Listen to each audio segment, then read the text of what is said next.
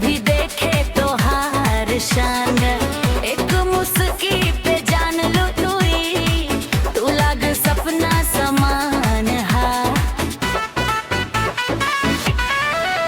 लाली होठवा से दिलवा पे गल गईले, नजरिया पे कंट्रोल निकल गईले।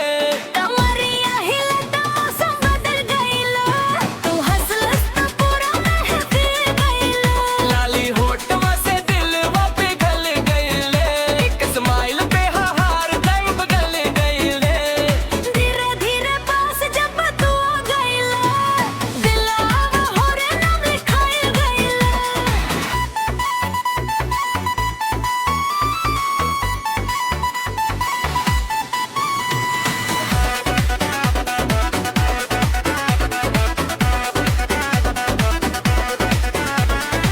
चाल तो हर फुल डेंजरस, स्टाइल लगे सुपर ग्लैमरस।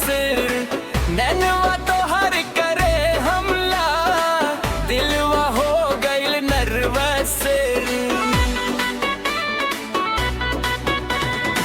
झुमका चमके लाइट में कान में जाला जे, तू लागस प्योर मूवी स्टार पे हाँ। जब तू डांस फ्लोर पे आवस, रुक जाला सब के विचार है।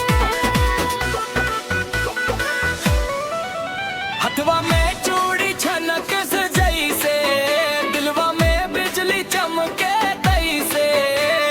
तोरे पीछे भीड़ जुटेला, जैसे मेले में लोग उमड़े दसदा। लाली होठवा से दिलवा पिघल गेले, तोर नजरिया पे कंट्रोल गल गेले। कमरिया हिले तो मौसम बदल गईले, तू हंसलस तो पूरा महफिल गईले।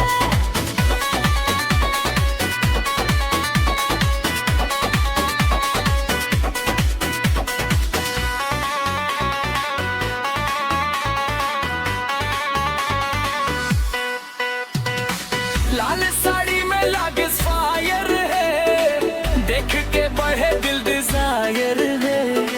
धीरे धीरे जब तू घूमस, पूरा क्राउड हो जाए हायर है।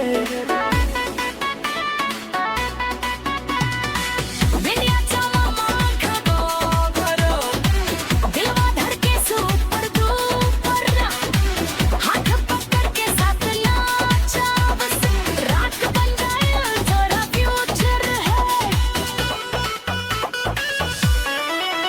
अखियां तेरी दीप समंदर, हम डूब गइल बिन्स का चुमक रे। तू बोले मीठे तो बोला कर, दिल हो जाए तू बस रेंजर सा। लाली होठवा से दिल हद गल दे, नजरिया से ते हम गली दे। कमरिया हिले ते दुनिया डोले, इज्जत ते पूरा शहर मोरोले।